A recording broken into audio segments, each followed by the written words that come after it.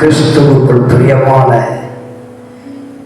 எனக்கு அருமையான தேவ ஜனமே, ஆண்டவராய் இயேசு கிறிஸ்துவின் நாமத்தில் உங்கள் யாவரையும் வருக வருகையிலும் வாழ்த்தி வரவேற்கிறேன்.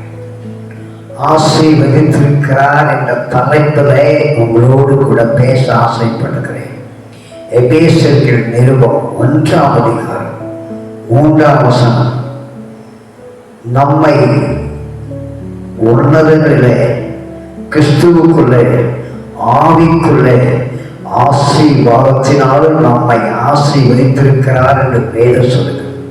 எனக்கு அருமையான தேவஜனமே, ஆசீர்வாதத்தை ஏற்கனவே குடும்பத்திற்கு, ஊழியத்திற்கு, தனிப்பட்ட வாழ்க்கைக்கு, வேலை ஸ்தலத்திற்கு, படிப்பிற்கு, ஞானம், விவேகம், அறிவு, திறமை என்கிற எல்லாவற்றையும் ஏற்கனவே ப்ரிப்பேர் பண்ணி வைத்திருக்கிறார்.